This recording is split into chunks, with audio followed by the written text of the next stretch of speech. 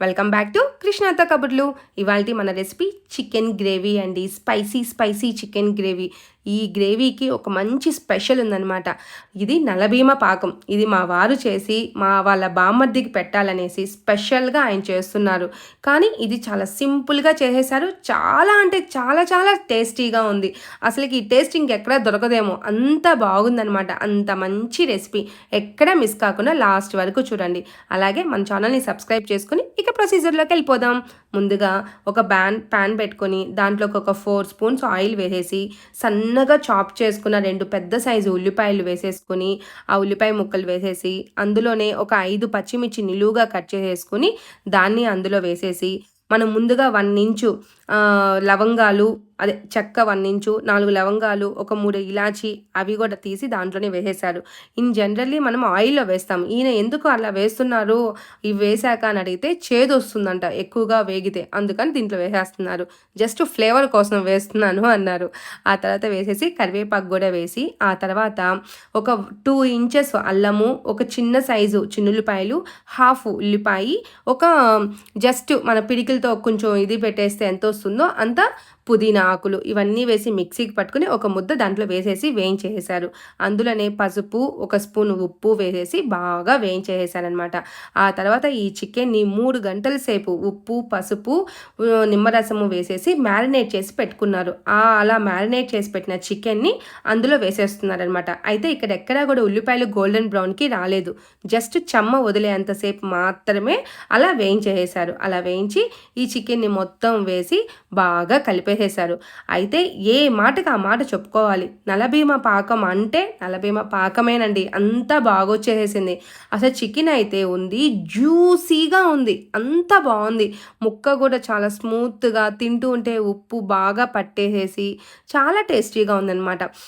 అయితే చూడండి, ఇంకా అలా బాగా వేయించేసారు. ఆ తర్వాత ఒకటి పెద్ద సైజు టమోటా అనమాట. ఇది చాలా పెద్ద సైజ్ అనమాట. పెద్ద సైజ్ టమోటా, చిన్నది అయితే 2 వేసుకోండి. ఒకటి పెద్ద సైజ్ టమోటాని అలా కట్ చేసేసి దాన్ని కూడా ఆ చికెన్ పీసెస్లో వేసి కిందకి పైకి అలా బాగా కలిపెట్టేశారు. అలా కలిపెట్టేసిన తర్వాత ఒక గుప్పెడు చాపుడు పుదీనా, కొత్తిమీర అలా వేసేసుకొని అది కూడా బాగా వేయించేసేసారు. అలా కలిపేసేసారనమాట. అలా కలపటం వల్ల ఈ స్టేజ్లో ఈ పుదీనా కొత్తిమీర ఫ్లేవర్ అనేది చికెన్ పీస్కి వచ్చేసి గుజ్జు కూడా నీళ్ళగా ఉండదు, అలా అని మరీ హోటల్లో లాగా ఉండదు, బాగా సెమీగా ఉంటుందన్నమాట. అందులోనే కొంచెం గరం మసాలా, ఒక్క స్పూన్ అనమాట, 1 స్పూన్ గరం మసాలా వేసి అలా వేయించేసారనమాట. ఇవన్నీ కూడా పచ్చి వాసన వెళ్ళిపోయి దాంట్లో చికెన్లో నుంచి రిలీజ్ అయిన వాటరు మొత్తం వెళ్ళిపోయిన దాకా బాగా కలిపేసేసారు. అలా కలిపేసేసిన తర్వాత ఒక 2 స్పూన్లు కొబ్బరి పొడిని వేసేసారు. ఆ కొబ్బరి పొడి కూడా వేసి అది కూడా బాగా కలిపేసేసి ఇక ఇంకేదన్నా కొద్దో గొప్ప తడి ఉంటుంది కదా, ఆ తడి మొత్తం వెళ్ళిపోయిన దాకా అట్లా బాగా వేయించారు. ఈ స్టేజ్లోనే కొన్ని ముక్కలు తీసుకుపోయి ఒక ప్లేట్లో వేసుకొని తింటూ చేస్తున్నాం అనమాట. అంటే చికెన్ కూడా బాగా ఉడికిపోయింది. ఆ తర్వాత అందులోకి ఒక్క స్పూను నేను కారం వేస్తున్నాను. ఎందుకంటే 5 పచ్చిమిర్చి వేసాము, కారము 1 ఫుల్ స్పూన్ కారం వేసేసామంటే సరిపోతుంది. అందుకని ఒక ఫుల్ స్పూన్ కారం వేసేసాను. అంటే నేనే వేసాను, అంటే ఆయనకి క్వాంటిటీ తెలియదు కాబట్టి నేను చెప్తూ ఉన్నా, ఆయన చేస్తూ ఉన్నారు, కానీ ప్రొసీజర్ మొత్తం అయిందే అనమాట. అలా కారపొడి వేసేసి బాగా కలిపి ఆయిల్ కూడా ఆ విధంగా సపరేట్ అయిపోయిన దాకా అలా వేయించేసారు. ఈ స్టేజ్లో ఒక 300 ml వాటర్ వేసేసి దాన్ని కూడా బాగా కలిపేసేసి అక్కడ సాల్ట్ చెక్ చేసేసుకుని అడ్జస్ట్ చేసేసి ఆ తర్వాత ప్లేట్ పెట్టేసేసారనమాట దానిపైన.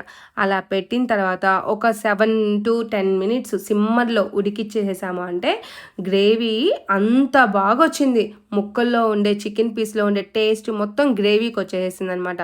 చూడండి ఎంత పొగొస్తుందో, ఆ స్టీమింగ్కి కెమెరాకి కూడా పైన అంతా కూడా అలా కనిపిస్తూ ఉందన్నమాట. అంత వేడిగా కానీ భలేగా ఉందబ్బా. ఈ టేస్ట్ ఇక్కడే చూస్తే కూడా భలేగా అనిపించింది. అదిగోండి అలా తుక్క అనిపోయి గ్రేవీ కూడా మనకి కన్సిస్టెన్సీ కూడా కరెక్ట్గా వచ్చేసింది.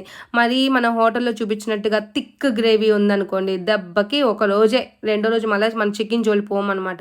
ఇలా చేసుకున్నాము అంటే బాగా ఉంటుంది, టమ్మీ ఫుల్గా అంటే సాటిస్ఫైడ్గా కూడా అనిపిస్తూ ఉంటుంది అనమాట. అలా కలిపేసేసి స్టవ్ ఆఫ్ చేసేసుకున్నారు. ఇది స్టవ్ ఆఫ్ చేసేసిన తర్వాత ఇక మనం దీన్ని ఏమీ చేయనక్కర్లా. అదిగోండి అదిగో ఆ విధంగా థిక్ కన్సిస్టెన్సీ వచ్చింది గదా! అంటే మనకు సరిపడేంత కన్సిస్టెన్సీ వచ్చింది. అన్నంలో కలుపుకొని చక్కగా తినేయొచ్చు అనేసేసి ఇక స్టవ్ ఆఫ్ చేసేసుకున్నాము. స్టవ్ ఆఫ్ చేసేసి ఎంతసేపు వెయిట్ చేశామంటే కుక్కర్ విజిల్ ఇంకా అయిపోలేదు అనేసి ఎదురు చూస్తూ ఉన్నాము. ఎప్పుడైపోతుందబ్బా! కుక్కర్ విజిల్ ఎప్పుడైపోతుంది తీసుకొని తిందాము వేడి వేడిగా అనుకుని. కానీ ఈలోపే వాసన గుమగుమలాడిపోతుంది. అప్పటికే చికెన్ పీసెస్ అన్నీ అయిపోతూ ఉన్నాయన్నమాట.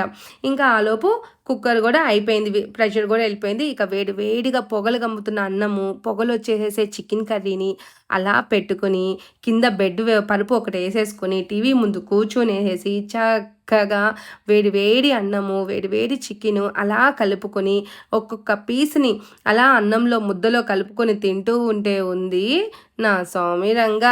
అసలకి బతికిందే ఇందుకేమో, పుట్టిందే ఇందుకేమో అనిపిస్తుంది. అంత బాగా చేసున్నాడసలకి.